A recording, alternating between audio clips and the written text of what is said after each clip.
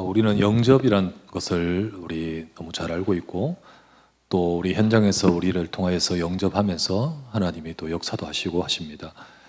그런데 그 영접을 하는 이유가 우리 교회를 데리고 오기 위한 것도 아니고, 교회를 안 나와도 이 사람이 정말로 구원받게 하고자 그걸 위해서 우리가 하는데, 근데 이게 결국은 구원을 이루는 중요한 또한 내용이기 때문에 우리가 잘 알고 또 해야 되겠습니다. 그래서 오늘 구원의 서정과 영접이라는 제목으로 생각하려고 합니다. 첫 번째, 올해 구원의 서정을 전에 한번 했지만은 한번 잘 생각하고 또 한번 해야겠습니다. 구원의 서정, 서정이라는 단어가 이제 순서란 뜻인데, 이제 구원을 받는 순서가 있냐?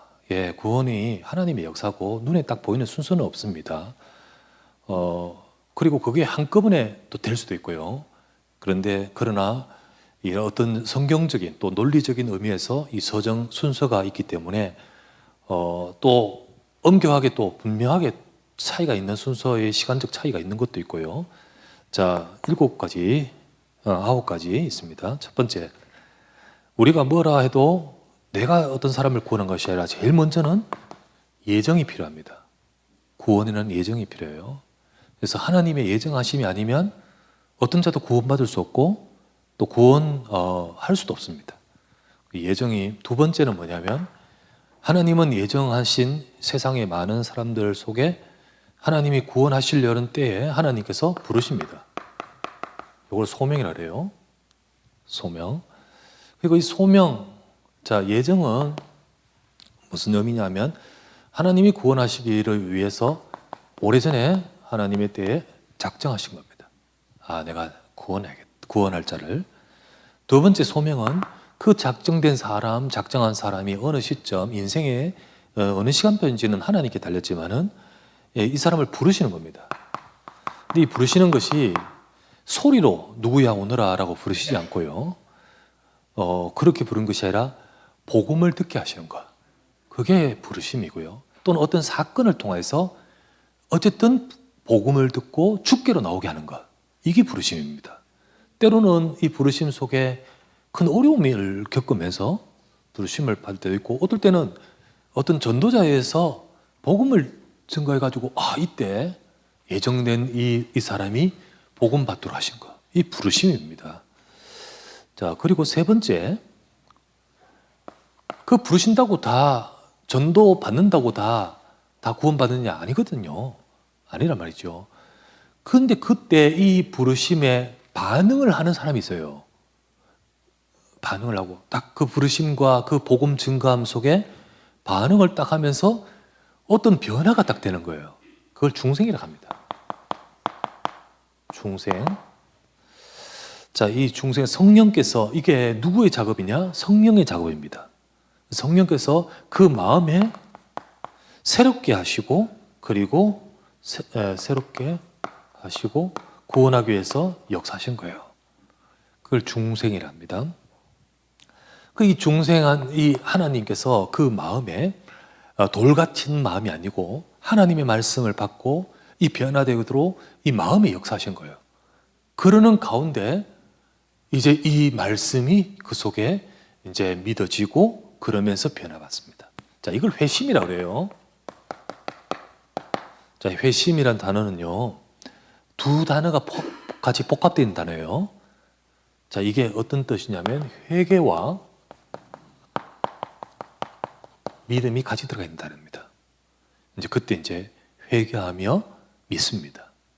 그냥 후회가 아니고 인생에 이래 살아서 안 됐구나 그런 후회가 아니라 진짜 하나님이, 그건 누구나 다 할 수 있잖아요. 그냥 후회. 인생에 이래 살면 안 되겠구나, 혹은 그건 잘못했구나. 이거는 그냥 일반적인 후회고, 성령께서 마음을 새롭게 하심으로 회개합니다. 그때 믿습니다. 믿어요. 자, 누구를 믿습니까? 예수 그리스도를 믿죠. 그 예수 그리스도 앞에 회개하고요. 예수 그리스도의 십자가를 통하여 회개하고 예수 그리스도를 믿습니다.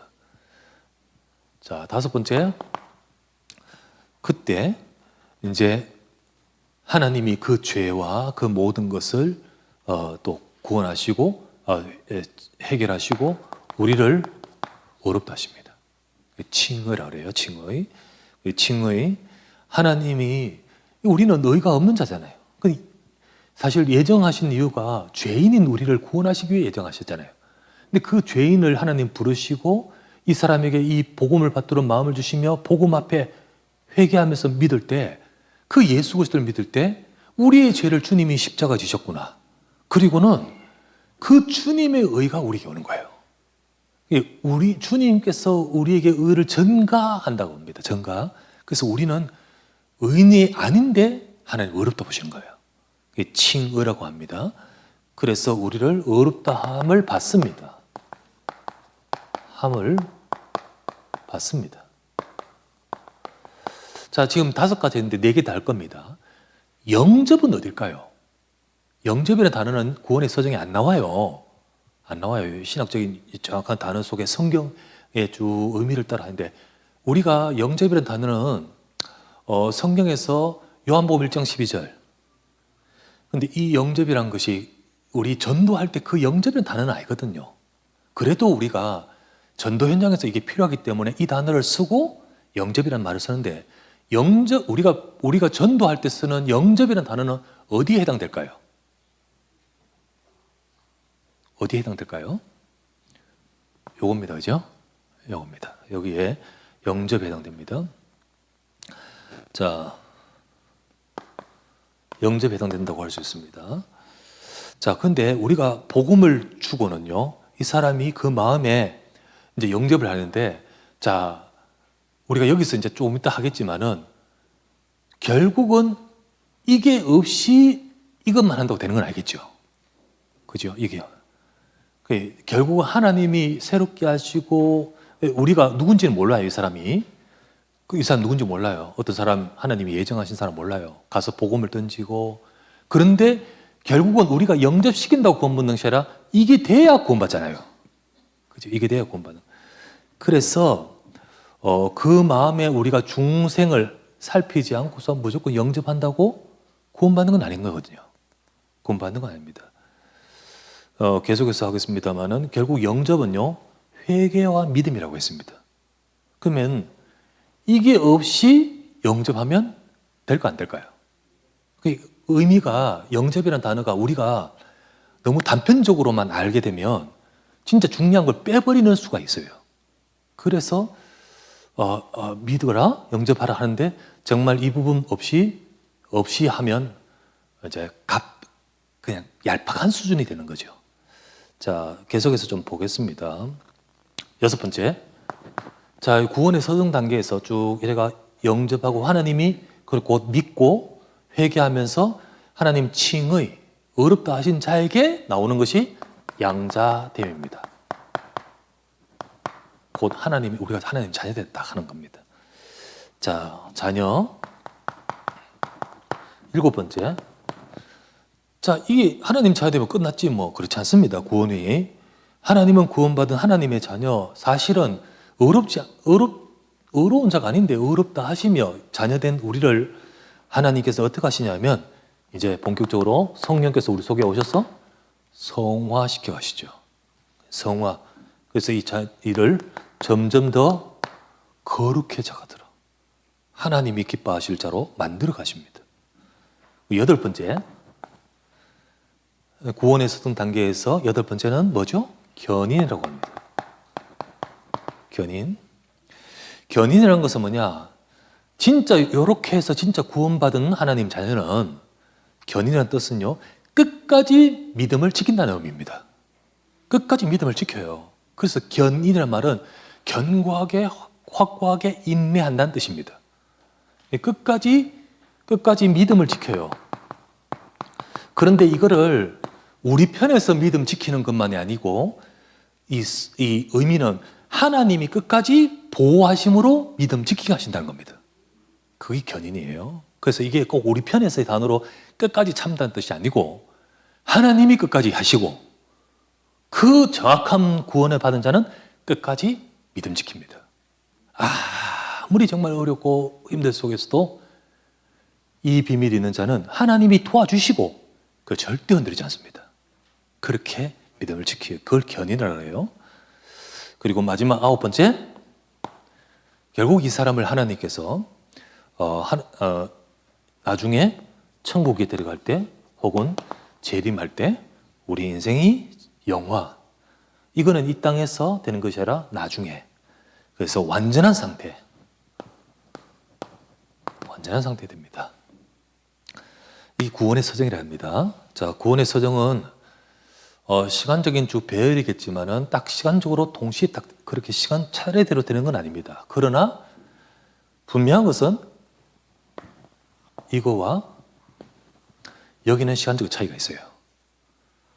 정확하게 구원받은 사람은 이 부분은 이미 된 겁니다. 된 거죠. 그리고 구원받은 사람은 지금 현재 되는 거예요. 이거 현재 우리가 이거 쭉 이뤄가는 거예요. 이거는 나중에 되는 거죠. 나중에 앞으로 이루어질 겁니다. 자, 이게 구원의 서정입니다. 우리가 이렇게 우리가 한 사람이 구원받는 데 있어서 성령 하나님과 성령과 또 그리스도의 성삼위 하나님의 역사 속에서 한 개인 속에 이런 일이 벌어져 버려요. 이런 일이 벌어집니다. 자, 이게 놀라운 하나님의 구원의 역사 속에 또 지금도 이루어가고 계십니다. 그래서 우리가 하나님 예정하시고 준비하시며 그래서 때를 따라 주님이 복음 주시고 그 예수 그리스도께서 하신 그것이 우리 속에 칭의 하나님 자녀 되게 하시고 이제 성령으로 끝까지 이루어가신 거예요. 성삼위 하나님의 역사 속에 구원의 역사가 있습니다. 자, 우리가 오늘 알게 될 것은 자, 이 구원의 서정이라는 이 신학적인 용어 속에서 우리가 또 하는 이 영접의 이해를 제대로 하고 또 이해와 주의 해서 우리가 제대로 현장에서 이 구원의 축복을 받을 수 있도록 도와야 되잖아요. 그걸 위해서 우리가 제대로 해야 된다는 거죠. 그래서 우리가 혹시나 우리가 그냥 제대로 이해되지 않은 상황에서 주의할 점도 있겠죠. 자, 몇 가지만 생각하면서 우리가 앞으로 전도운동 할 수 있는 사람으로 바르게 주님 앞에 쓰임 받아야겠습니다. 자, 영접에 대한 우리 주의할 점 첫 번째는 자, 이런 과정 속에서 영접을 하면 구원받는다. 영접을 하면 구원받는다. 곧 해야 구원받아요. 우리 이 생각이 이렇게 될 수도 있죠. 자, 이 말 뜻은 뭐냐면 결국은 인간입니다. 인간의 의지적인 어떤 행위와 그 행위의 수행을 통해서 구원이 온다고 하는 것은 틀린 말이거든요. 틀린 말이다. 이미 이거 예를 들면 영접이라는 단어를 하더라도 하나님께서 역사하셔야 되는 거잖아요. 그렇지 않습니까? 그런데 우리의 생각에 영접해야 구원받는다. 또 심지어는 영접을 시킨다 표현하고 우리 그런 어떤 생각을 이렇게 가지는 것은 잘못된 겁니다. 구원이라는 원인을 여기에가 아니라는 거죠. 하나님의 역사죠. 우리가 하게 하거나 해야 하면 구원받는 건 아닙니다.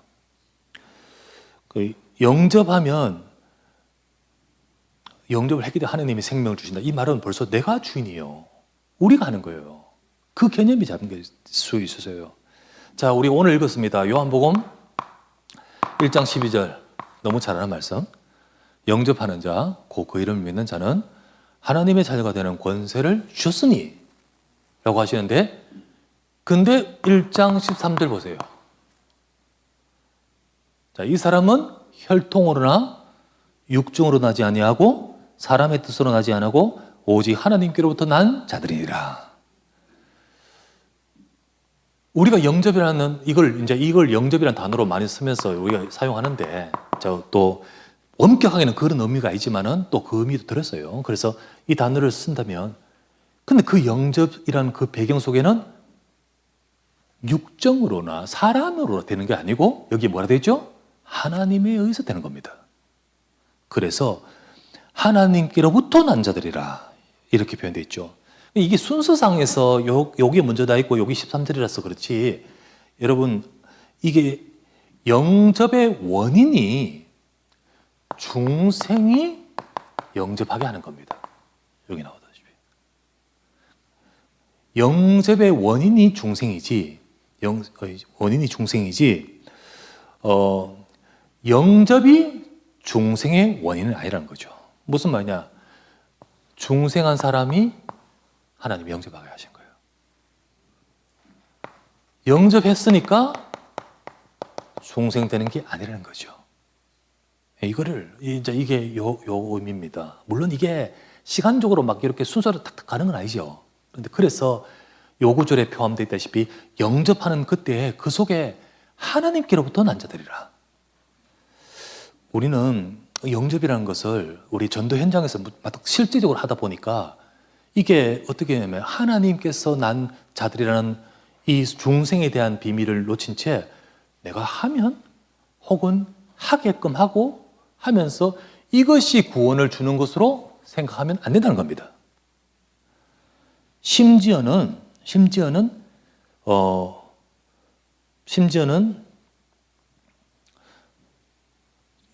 영접이라는 것, 이 속에 영접이라는 단어가 없잖아요. 영접 안 하고도 구원받을 수 있습니까? 없습니까? 여러분, 영접이라는 단어가 없이 구원받아 있을 수 있어요? 없어요? 그런데 우리는 옛날에 어떻게 하냐면 영접했니? 안 했어. 영접이라는 거 잘 안 해봤어. 그러니까 어떻게 하냐면 영접해야 돼. 영접해야 돼. 그러면서 하다 보니까 이게 오해를 사서 재영접하다 이런 말이 나왔잖아요. 재영접이라고 말이 나왔잖아요. 예, 그래서 영접 안 해서 그럼 영접해야 믿어. 이렇게 이게 물론 우리가 진짜로 이 사람을 구원하게 하는 그 부분을 두고 정말 그런 마음인데 이게 그런 순간에 벌써 이거 해야 구원받는다. 이거 하면 구원받는다. 라는 의미가 우리도 모르게 막 깔고 말하다 보니까 문제가 오는 거예요. 그래서는 안 됩니다. 그리고 아까도 말했지만은 이제 또 말하겠습니다만은 두 번째, 영접은 믿음이어야 합니다. 믿음이어야 돼요. 만약에 영접이라는 단어가 안 써도 회개하고 믿으면 구원받습니다. 구원받아요. 근데 우리가 현장에서 믿으십시오, 이게 표시가 잘 안 나니까 이게 현장에서는 영접이라는 것이 굉장히 유용하거든요. 그래서 사실 그런 거 잘 모르고 그냥 했다가도 믿으면 구원받는 거예요. 믿으면 회개하고 구원받는 거예요. 그런데 우리가 막상 현장에서 정말 전도하면서 이 부분을 놓친 채 요 행위로만 딱 말하면서 하다가 보면 믿음을 놓쳐서는 안 돼요. 믿음이어야 합니다. 무슨 말이냐? 입술의 고백이 구원의 보증은 아닙니다. 예. 왜냐하면 가짜로 할 수 있잖아요. 입술의 고백은 행위잖아요. 행위인데 가짜로 할 수 있다는 거죠. 그 고백이 먼저 뭐가 돼야 되죠? 믿음이어야 됩니다. 믿음이어야 됩니다. 실제로 고백이라는 것은 믿음을 고백하는 거잖아요. 믿음을 고백하는 겁니다. 그래서 믿음을 고백할 때 제대로 진짜 고백하면 그 고백 뒤에는 살아계신 그리스도의 역사가 있습니다. 이건 왜냐하면 그냥 어떤 행위가 아니고 정말 그 속에 그리스도께서 역사하시는 중요한 터닝 포인트이기 때문입니다. 그래서 영접은 단회적 행위가 아니고 여기 어떤 행위가 아니고 정말 영접은요 하나님이 역사하시는 인격적 행위가 되는 거예요. 정말 하나님이 역사하시는 거예요. 그래서 우리는 영접이라는 그 행위도 중요하지만은 믿음을 놓쳐서는 안 됩니다. 믿음이어야 됩니다. 하나 더, 두 개 더. 영접이란 것이요, 회개를 놓치고 영접을 시킬 수도 있어요. 그래서 회개가 없는 영접을 강조할 수 있습니다. 그러니까 우리가 현장에서 지금 회개보다는 이 사람 빨리 믿어서 구원받는 게 여기에 소중히 여기다 보니까 이 사람 빨리 영혼을 살리는 거. 그래서 우리는 어디에 초점을 맞추냐면 메시지를 하면서 신분을 변화시키는 거. 그래서 우리의 이 메시지가 신분 변화와 그리고 거기서 따르는 축복을 강조하면서 이렇게 영접하면 일이 된다. 일을 옮겨주는 거예요. 옮겨지고. 그리고 신분 변화되고요. 여기에 따르는 축복이 오는 거예요. 근데 이거를 강조하면서 놓치는 것이, 그러나 이게 진짜 되는 것은요, 아까 믿음이라 했죠. 믿음 놓쳐서 안 됩니다. 동시에 회개입니다. 근데 회개 없는 영접을 강조하면서 신분 변화와 축복을 강조하다 보면 진정으로 죄에 대한 회개 없이 신분 변화, 진정으로 죄에 대한 회개 없이 영접기도 하게 됩니다. 하게 시킬 수도 있어요. 그런데 그때는요, 이 사람 속에 실제적인 인격적인 변화가 과연 오를까요? 과연 올까요? 회개와 믿음이 없는 신분 변화와 축복을 위한 영접. 하나님 앞에서 이걸 깨닫으니까, 아, 내가 이렇구나, 깨닫게 하시니까, 그 앞에서 회개와 믿음으로 영접하는 거거든요. 근데 그렇지 않고, 우리가 복음 증거, 이건 눈에 안 보이는 거니까, 메시지 전하면서 신분을 변화시키고, 축복을 받게 하려고 하면서, 근데 그 사람들도 뭐 들으면서, 진짜 내가 깨닫고 회개와 믿음이란 것이 없는 그냥 영접을 할 때는요, 결국은 가짜가 많아요. 가짜가 많고, 혹 가짜가 아니고 진짜로 생명이 들어갈 수 있습니다. 근데 우리가 영접을 시키면서 회개 없는 생명을, 진짜로 회개 없는 것을 하게다 보면 이 다음 이 사람 변화를 찾아볼 수 없어요. 진짜 하나님의 자녀가 되었다 할지라도 그 다음 단계는 성화로 가야 되거든요. 성화로 가야 돼요. 그래, 정말로 하나님이 너를 이 죄를 회개하면서 네 죄가 아니라 하나님이 어렵게 하셨다. 어렵게 하셨다. 그러나 우리의 모든 잘못에 또 연약한 부분을 가지고 자녀되게 하신 우리를 하나님께서 정말 우리의 죄를 주님께서 해결하신 것을 믿으면서, 그러면서 우리의 삶에 계속해서 연약한 부분을 회개해가는 것을 처음부터 해야 돼요. 처음부터. 근데 그게 없이 할 때 생명 혹시 얻을지 모르지만은 그 다음 성화로 가는 이 부분이 제대로 정확하게 되지는 않는 겁니다. 그래서 우리가 몇 가지 행위를 막 강조하고, 혹시 믿음을 놓치고 또는 회개를 놓치고 영접을 하게 할 수 있어요. 우리는 영접을 하면서, 이제 영접이란 것은 우리 다락방에만 영접이 있는 거 아닙니다. 영접이 틀린 거 아니에요. 여러분, 영접은요, CCC도 있고요, 내비게이터도 있고요, 실제 선교단체 있고요, 그리고 우리 한때 전도운동 하는 모든 곳에서 현장에서 불신자들을 결신하기 위해서 영접이란 것을 해요. 그리고 때로는요, 미국에서나 이런 데 집회하다가 앞으로 나오세요. 이 앞에 와가지고 전부 다 기도하면서 영접하고 막 이래요. 그런데 이 눈에 보이는 것을 막 가지고 하면서 요거를 놓치고 그렇게 하는 경우가 정말 많아요. 우리도 마찬가지고 그렇게 될 수 있어요.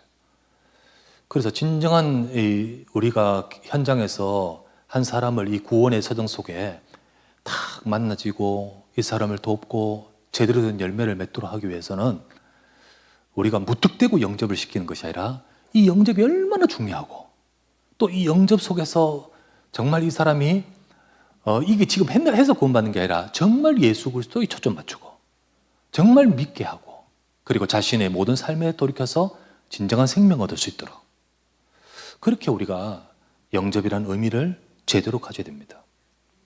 자, 하나 더. 우리가 영접이라는 이해를 하면서 이런 생각을 갖기도 합니다. 영접하면서 예수님을 맞아들여요. 그러면서 어떻게 하냐면 마귀가 나가요.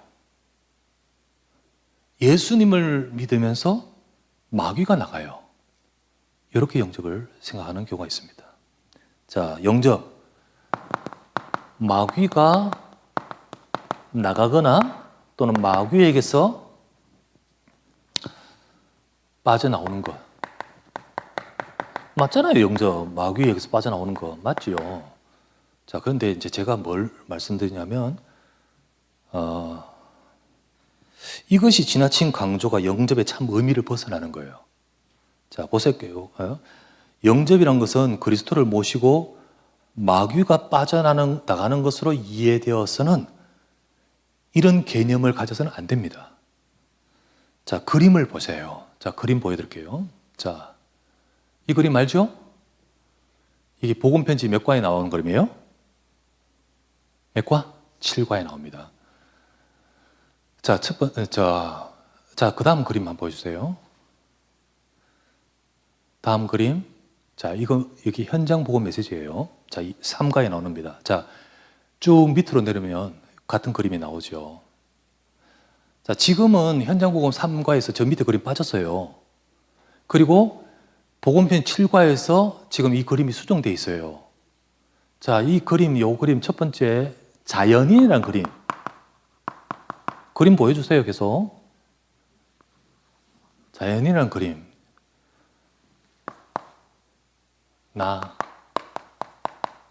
자, 자연인. 자, 두 번째, 세 번째 그림 너무 중요해요. 예수 그리스도가 내 속에 들어왔어요. 그리고 그 그리스도가 들어왔는데 육에 속한 사람은 내가 주인이라. 그리스도가 주인 아니야. 세 번째 그림은 내가 낮아지고 그리스도께서 주인이 되셔야 돼. 2번, 3번, 육에 속한 자, 영에 속한 자 맞아요. 근데 첫 번째 그림을 생각하십시다. 자연인. 이 그림에서 뭐가 잘못일까요? 자, 성경적으로요. 진짜 자연인, 여러분 자연인, 모든 하나님, 이 세상 사람들 이럴까요? 성경에서 말하는 자연인이라면 모든 사람을 말해요. 모든 사람, 그러니까 아직 구원 못 받은 사람이죠. 두 번째 구원받은 사람인데 구원 못 받은 이 세상 사람들은 어떤 그림이어야 하냐면 내가 주인이겠죠, 당연히. 근데 내가 주인이면서 내 속에 뭐가 들어와 있어야 돼요? 죄예요, 죄. 죄로 죄가 들어오고 죄로 말미암아 뭐가 들어와요? 사망이 들어와요. 그리고 이 죄와 사망을 통하여 마귀가 역사를 해요. 이게 그림이어야 돼요. 이게 맞아요. 그런데 이렇게 된 사람도 있습니다. 이 죄와 이 문제 속에서 이게 우상 숭배도 많이 하고 혹은 뭐 이렇게 많이 이렇게 어떤 문제 속에서 이 마귀가 아예 이 인격 속에 딱 들어와서 자리 잡는 사람 있어요. 근데 모두가 다는 아니거든. 이게 일반적인 건 아니거든. 일반적인 것은 이거예요. 이거예요. 자, 여러분 자연인 우린 이 개념을 갖고 있단 말이죠. 자, 영접 다 합니다. 어디서 영접하냐? 다락방에서도 우리도 영접했고 전도하면 현장에서 만나서 전도운동하면 영접이라는 단어가 필요해요. 자, 그런데 일반적인 선교단체에서는 할 때의 영접과 우리가 지금 말했을 때 영접이라는 말을 할 때 이게 달라. 왜냐하면 그 전에 이 이해가 다르기 때문이에요. 그냥 우리가 모든 우리 세상에서 일반 사람들 생각은요, 이거예요. 저 사람 속에 뭐가 들어있어요? 죄가 있어요. 그리고 죽음이 와 있고요. 이게 인간의 인고, 여기에 이제 사단이 역사를 하는데 이거를 말하는 데도 있고 말 많이 안 해요. 교회가 이걸 말을 안 하니까 문제야. 전부 이 죄만 이야기하고 율법적으로만 이야기하지. 실제로 이 죄를 통하여 마귀가 역사하거든요. 근데 이거를 말을 안 하니까 문제지. 근데 결국 인간은 요거거든요. 그런데 이거를 가지고 영접이란 말을 하는 것과 이런 것을 가지고 영접이란 말을 하는 것의 영접의 개념이 달라요. 이때 영접을 할 때는 어떤 일이 벌어져요? 얘가 나가고 그리스도가 들어오는 거로 영접이 돼요. 근데 여기서 영접은 뭐가 돼요? 우리의 죄를 해결하신 그리스도예요. 그래서 우리가 영접 기도를 하면서 어떤 개념을 좀 가지는 경우가 가지냐면 이게 너무 이 강조가 많이 돼 있죠? 많이 돼 있죠? 우리가 있었죠?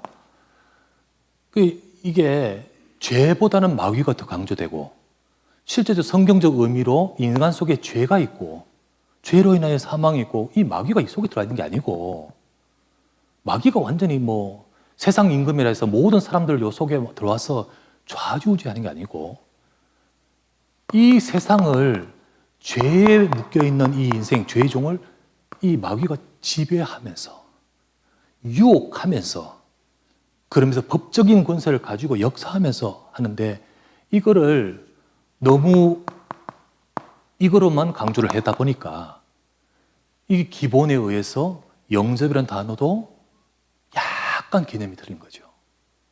그래서 어떤 개념이냐? 방금 말했죠?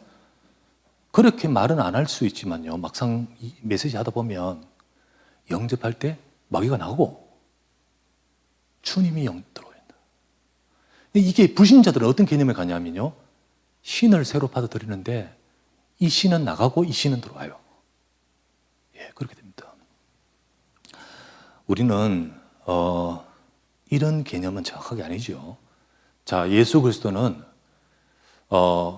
이 죄, 우리의 속에 있는 이 죄의 문제를 주님이 십자가에 짊어지시고, 그리고 여기에 와 있는 우리의 사망을 주님이 당하시면서 우리를 대신하여 이 모든 것을 해결하심으로 우리를 여기서 놓이게 하시고, 이 마귀가 역사하는 이 모든 권세를 다 깨뜨리신 줄 믿습니다. 이게 주님이 하시는 거예요. 그 주님을 내가 믿는 겁니다. 영접입니다. 마귀를 해결하신 그리스도 맞지만은, 결론적으로는 마귀의 권세를 깨뜨리신 그리스도 맞지만은, 이게 중심이 되면 마귀를 쫓아내시고 들어오신 주님이 굉장히 개념이 이것만이 되는 거예요. 이것만. 그래서 우리가 영접이란 의미가 정말 전도 현장에서 우리가 전도하는 사람이라면 이게 맞는데 조금 정립을 제대로 하고 정립한 가운데 영접하자. 영접 운동해야 됩니다. 우리가 지금 여기 나왔다고 해서 우리가 우리 다락방 이게 됐다고 해서 현장에 가서는 영접도 안 하고 예수님 생명을 주지도 않고 말해주지도 않고 그리고 이거 하면 될까 안 될까 고민스럽고 하면 안 돼요. 이 구원의 서정 속으로 하나님 예비하신 사람을 우리에게 만나게 할 때 도와줘야 되잖아요. 이거 설명할 겁니까? 그 사람한테. 아, 구원의 서정이라는 건 이런 거야. 이거 설명할 겁니까? 딱 복음 주고 도와줘야 되잖아요. 그런데 도와줄 때 우리가 아까 요거 하면 구원받는다라는 식의 말, 이게 우리가 이해가 돼야 제대로 도와주죠. 아, 이래하면 안 되는구나. 그리고 믿음을 놓쳐서는 안 돼요. 정말 믿고, 그리고 회개도 놓쳐서는 안 돼요.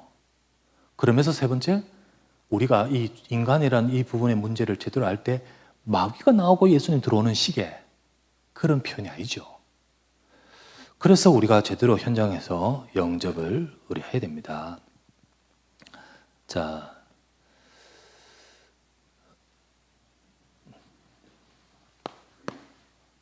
마지막으로, 그래서 우리 앞으로 우리 현장에서 우리 초창기 때 얼마나 많은 그 자체를 하나님이 기뻐하셨을 거예요. 우리가 많은 사람들이 정말 한 사람에게 복음을 줘서 이 사람을 어떻게 도와줄지 이 자체를 전혀 모르고 있는 것이 우리 많은 일반 신자들이었습니다. 그런데 내가 복음을 주고 이 사람에게 생명을 줄 수 있는 것을 훈련받고 보니까 현장에서 이 사람들 더 영접운동 막 일어났잖아요. 여러분 이거 기뻐하신 거예요, 하나님이. 근데 우리가 놓쳐서는 안 됩니다. 우리의 현장에서 이 축복 회복해야 될 줄 믿습니다. 해야 됩니다. 근데 자세히 알고 그리고 해야겠다는 거죠. 자, 그래서 우리는 현장 전도, 우리 현장 전도, 현장에서 거의 요즘은 무턱대고 현장에 전도하면 오히려 참 반감을 많이 사는 분위기입니다. 하지만 그런 말이 아니고 현장 전도라는 것이 현장에서 정말 기도하면서 하나님이 정확하게 예비하셨다는 상황이 올 때 이게 이제 이거거든요. 참 하나님이 준비하신 거. 그때 우리는 도와줘야 되지 않습니까? 어떻게 그 사람에게 정확한 복음을 주어서 복음 앞에 회개하고 복음을 믿도록. 그때 필요한 것이 메시지입니다. 메시지. 그 메시지를 갖춰야 돼요. 갖춰야 돼요. 갖추고는 메시지를 갖추고 그리고 제대로 도와주는 영접을 해야 되겠죠. 네, 그거를 우리는 절대 놓치지 맙시다. 그래서 복음 전도 메시지. 우리 이미 여러분들 우리가 계속해서 훈련받으며 전에 훈련받았던 이 메시지가 있습니다. 그런데 조금 막 혼란스럽다 보니까 이거 어떤 거 전하고 어떤 거 말해야 될지를 몰라서 혹시나 놓치지 않도록 우리가 해야겠습니다. 너무 현장에서는 신학적으로 따져서는 어려워요. 따져서는 어렵고, 그러나 어느 정도 바르게만 조금 정립하면서 정확한 복음을 전가하는 것은 우리가 잃지 말아야 됩니다. 잃지 말아야 돼요. 그래서 복음 전도 메시지 우리 가지고 해야 되겠습니다. 자, 두 번째. 그래서 영접을 우리가 먼저 잘 이해하고 그리고 영접하도록 도와야 됩니다. 영접을 잘 이해하고. 그동안 부작용이 많이 일어났던 것은 영접을 잘 이해를 못했기 때문이고, 또 실제로 잘 이해 못하는 근본적인 이유도 있었어요. 잘 이해하고 도와야 됩니다. 세 번째, 그 다음 양육. 양육은 조금 현장에서 복음 증거할 때는 막 정말 신학적으로 뭐 이렇게 하지 못하잖아요. 조금 이렇게 일반적으로 했다 할지라도 양육만큼은 정확하게 해야 됩니다. 그래서 우리가 양육의 메시지를 가지고 정확하게 할 수 있도록 이 복음 베이직과 복음 빌드업을 가지고, 제가 뭐 완전하게 했다는 거 아니고요. 우리 해야 되는데 할 교재가 없으면 안 되잖아요. 그래서 하기 위해서 구성을 했는 거고요. 그래서 우리가 현장에서 이 부분을 잃지 말자. 현장에서 우리 전도 운동하는 우리 교회 정체성을 잃지 말자. 그렇게 돼야 될 줄 믿습니다. 그래서 우리는 하나님이 원하시는, 그래서 오늘 아침에도 우리 기본 족속을 그들을 돌아오고, 그 다 사실 멸할 7 족속 중에 들어가 있는데, 하나님이 왜 그렇게 그들에게 여호수아서의 그 놀라운 그 능력이 거기에 벌어집니까? 이게 하나님 기뻐하는 거거든요. 기뻐하는 겁니다. 우리 그 부분은, 그 하나님 기뻐하는 걸 놓치지 말자. 그래야 됩니다. 그래서 우리가 조금 현장에서는 어떤 주의할 부분 조금 주의해서 정확하게 메시지 정확한 복음 전하고, 그리고 양육할 때 차근차근 해야 됩니다. 그렇게 하면서 해야겠습니다. 마지막으로 복음 빌드업 이제 끝났고요. 그래서 마지막으로 전도 메시지 영상을 다시 한번 확인하고 보면서 마지막으로 끝낼게요. 자, 우리 보십시다.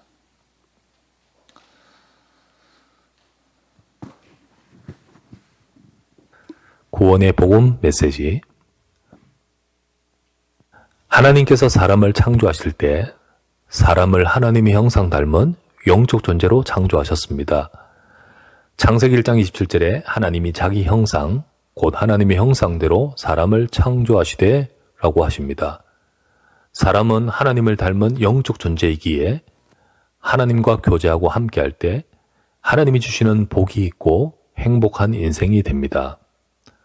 하나님은 사람이 하나님과 함께하며 축복 속에 살도록 하고자 사람이 반드시 지켜야 할 말씀을 주셨습니다. 창세기 2장 17절에 선악을 알게 하는 나무의 열매는 먹지 말라. 네가 먹는 날에는 반드시 죽으리라 라고 하셨습니다. 선악을 알게 하는 나무, 이 선악과 나무는 사람으로 하여금 하나님의 안에 살아야 함을 기억하게 하는 하나님의 말씀이었습니다. 그런데 사람은 뱀을 통해 나타난 마귀에게 유혹을 받아 하나님의 말씀을 불신앙하고 불순종하며 하나님께 반역하고 거역하는 죄를 범했습니다. 창세기 3장 4절에서 5절에 뱀이 여자에게 이르되 너희가 결코 죽지 아니하리라. 너희가 그것을 먹는 날에는 너희 눈이 밝아져 하나님과 같이 되어 선악을 알 줄을 하나님이 아심이라 라고 했습니다. 사람은 이런 욕심을 갖고 하나님의 말씀을 불순종하고 죄를 범한 결과로 그때부터 하나님과의 교제가 단절된 영적인 죽음 상태에 이르게 되었습니다. 로마서 5장 12절 말씀에 한 사람으로 말미암아 죄가 들어오고 죄로 말미암아 사망이 들어왔나니 이와 같이 모든 사람이 죄를 지었으므로 사망이 모든 사람에게 이르렀느니라 라고 합니다. 이러한 죄와 죄로 인해 온 죽음을 통해 마귀는 인간을 장악하여 인간은 마귀의 권세에 속박되어 지배당하게 되었습니다. 에베소서 2장 1절에서 2절 말씀에 그는 허물과 죄로 죽었던 너희를 살리셨도다. 그때 너희는 그 가운데서 행하여 이 세상 풍조를 따르고 공중의 권세 잡은 자를 따랐으니 곧 지금 불순종의 아들들 가운데서 역사하는 영이라 라고 하십니다. 허물과 죄로 죽었을 때 그때에 이 불순종의 아들들 가운데 역사하는 영에 잡힐 수밖에 없는 것입니다. 하나님과 단절되고 하나님에 대해 어두워진 이런 사람은 살아가면서 여러 문제가 힘들다 보면 자연스럽게 귀신 섬기는 우상 숭배를 하게 됩니다. 갈라디아서 4장 8절 말씀에 너희가 그때에는 하나님을 알지 못하여 본질상 하나님이 아닌 자들에게 하나님이 아닌 것들에게 종노릇 하였더니 라고 하십니다. 하지만 계속되는 영혼, 마음, 육신의 고통 속에 평안이 없이 살아가다가 죽어서는 죄인이 가게 되는 영원한 지옥으로 가게 됩니다. 또 자신의 삶의 고통이 가정에도 영향을 주어 자녀들에게 고통, 상처, 문제를 남겨주기도 합니다. 어떤 사람도 어떤 방법으로도 이 문제에서 벗어날 수 없습니다. 사람들은 인생이 겪고 있는 문제를 벗어나 보려고 종교를 섬기면서 해결받으려 하거나 덕과 선행을 쌓으면서 해결하려 하고 철학을 통해 답을 찾으려고 합니다. 그러나 어떤 방법이나 어떤 위인과 그 가르침도 사람들에게 와 있는 근본적인 문제를 해결할 수 없습니다. 사도행전 4장 12절 말씀에 다른 이로서는 구원을 받을 수 없나니 천하 사람 중에 구원을 받을 만한 다른 이름을 주신 일이 없음이라 라고 하십니다. 하나님께서는 이런 우리를 사랑하셔서 구원의 길을 준비하셨습니다. 하나님 자신이 우리의 죄를 해결하시려고 약속대로 이 세상에 육신의 모습으로 찾아오셨습니다. 그분이 예수 그리스도이십니다. 예수 그리스도께서 우리 죄의 문제를 해결하시기 위해 십자가에서 죽으셨다가 부활하셨습니다. 베드로전서 2장 24절 말씀에 친히 나무에 달려 그 몸으로 우리의 죄를 담당하셨으니 이는 우리로 죄에 대하여 죽고 의에 대하여 살게 하려 하심이라 라고 하십니다. 그 죽으심과 부활을 통하여 우리의 죄를 해결하시고 죄로 인해 우리에게 온 죽음에서 건져 생명을 얻게 하시고 마귀의 권세에서 우리를 건지셨습니다. 그리하여 우리 인생에 있는 모든 고통과 문제에서 벗어나게 하십니다. 히브리서 2장 14절에서 15절 말씀에 그도 그리스도도 또한 같은 모양으로 혈과 육을 지니심은 죽음을 통하여 죽음의 세력을 잡은 자 곧 마귀를 멸하시며 또 죽기를 무서워함으로 한평생 매여 종노릇하는 모든 자들을 놓아주려 하심이니 라고 하십니다. 예수 그리스도는 죄로 인해 온 죽음과 모든 재앙을 당한 우리 인생을 구원하실 유일한 해답이십니다. 누구든지 예수 그리스도를 믿을 때 인간에게 온 이 문제에서 구원받고 변화되어 하나님의 자녀가 됩니다. 그때부터 하나님의 자녀로서 하나님이 그 안에 함께 거하시고 인도하시며 기도할 때 응답해 주십니다. 이 땅을 살아가는 동안 하나님의 자녀의 권세를 갖고 승리하게 하시고 이후 이 땅을 떠난 날 천국 가게 하십니다. 당신도 이 예수 그리스도를 믿으면 구원받고 하나님 자녀의 축복을 받게 됩니다. 하나님은 당신을 너무나 사랑하십니다. 하나님은 당신이 예수 그리스도를 믿어 구원받고 하나님 자녀 되기를 원하십니다. 믿는다는 것은 교회에 열심히 나가는 것이 아니라 이 복음을 믿고 예수 그리스도를 당신의 구주로 받아들이는 것입니다. 요한복음 1장 12절에 영접하는 자, 곧 그 이름을 믿는 자들에게는 하나님의 자녀가 되는 권세를 주셨으니 라고 하십니다. 십자가에서 내 모든 죄를 해결하신 예수 그리스도를 믿고 고백할 때 지금 당신은 구원을 받게 됩니다. 로마서 10장 10절 말씀에 사람이 마음으로 믿어 의이르고 입으로 시인하여 구원에 이르느니라 라고 하십니다. 예수 그리스도를 믿고 하나님께 기도로 믿음을 고백하여 하나님의 자녀 되시기를 바랍니다. 제가 그 기도를 도와드리겠습니다. 저를 따라 기도하세요. 사랑의 하나님, 감사합니다. 지금까지 나는 하나님을 떠나서 죄인으로 살아왔습니다. 하나님께서 나를 사랑하셔서 내 인생에 찾아와 주시고 구원의 은혜를 주심을 감사합니다. 예수 그리스도께서 십자가에서 내 모든 죄를 해결하심을 믿습니다. 내게 생명을 주어 하나님 자녀 되게 하시고 마귀의 권세에서 건져주심을 믿습니다. 지금 내가 내 모든 죄를 회개하며 예수 그리스도의 주님 되심을 믿고 고백합니다. 이제 내가 하나님의 자녀로 살아가며 하나님의 인도와 축복 속에 살게 하소서. 나를 구원해 주심을 감사합니다. 나를 사랑하신 예수 그리스도의 이름으로 기도드립니다. 아멘. 이제 예수님을 주님으로 믿었으니 당신은 하나님의 자녀입니다. 지금부터 몇 가지를 꼭 기억하시기를 바랍니다. 이제부터 예수 그리스도의 이름으로 기도하면 하나님이 들으시고 응답하십니다. 제가 기도 제목을 적어드릴 테니 기도해 보시기를 바랍니다. 내가 하나님의 응답을 받는 자로 성장하기 위해 하나님의 말씀을 배우는 시간을 가져야 됩니다. 앞으로 그런 시간을 가지시기를 바랍니다. 내가 받은 이 예수 그리스도의 복음을 내 주변에 있는 사람들도 듣고 하나님의 축복받게 해야 하겠습니다. 또 앞으로 교회에서 하나님께 예배를 드리면서 이 축복을 더 알아가고 받아가게 될 것입니다. 하나님의 자녀된 것을 축하드립니다. 우리가 영접 기도를 전에 하는 것과 조금 차이가 있는 것만 기억하면 여러분은 언제든지 현장에서 우리 영접 또 우리 복음 전가하는 기도의 메시지를 다 하실 수 있는 분들입니다. 전에는 이렇게 했죠. 우리 그림에 보면 하나님께서 사람을 하나님의 형상으로 만드시고 또 하나님께서 함께하고 복을 주신 자로 창조하셨고요. 그런데 우리는 이 모든 축복을 잃어버린 상태가 됐죠. 잃어버린 상태가 됐는데 그 문제가 바로 마귀에게서 와서 죄를 짓고 하나님을 떠나게 됐다 이랬습니다. 그죠?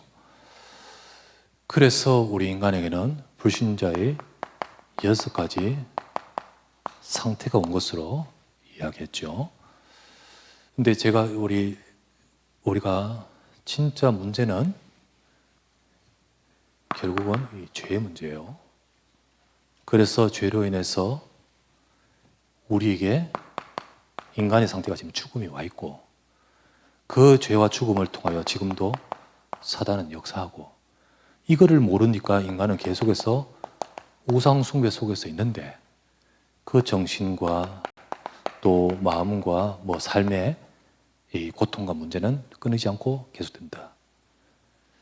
이 문제가 3, 4대 간다고 이렇게 표현하지 않고 이 문제 속에서 이게 가정의 문제로 결국 후대까지 이게 이었죠. 근데 이 문제를 해결하시려고 예수 그리스도께서 십자가에서 못 박혀 죽으셨습니다.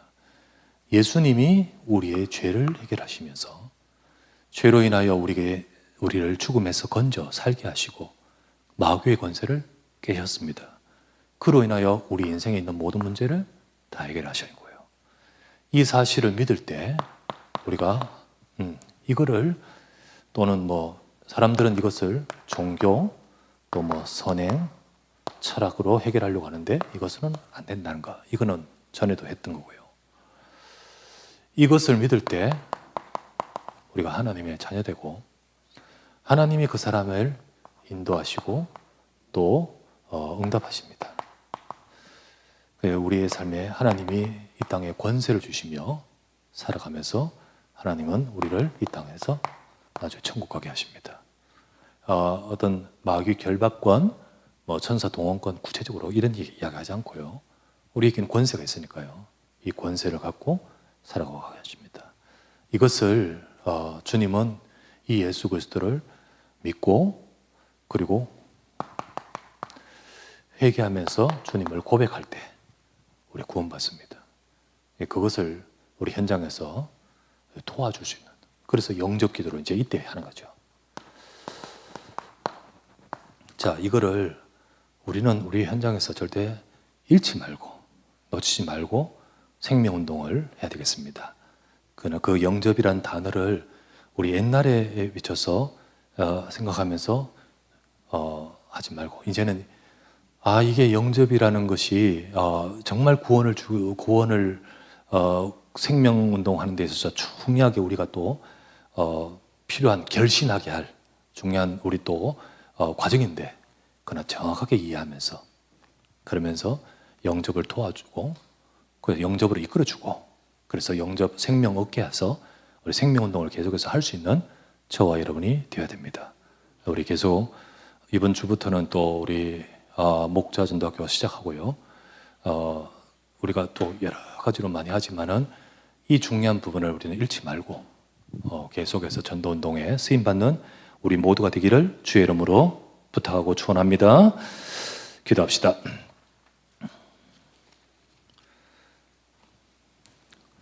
참 죄송합니다. 한 가지입니다. 아까 이 그림, 이 그림은요, 복음편지 7과에 있었고요.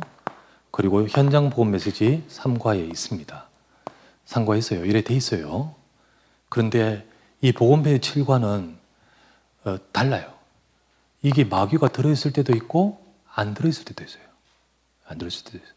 옛날에 들어있는 것도 있고 또 복음편지 강의할 때는 이게 들어있어요. 근데 안 들어있을 때도 있고요. 또 현장 복음 메시지는 이게 들어있어요.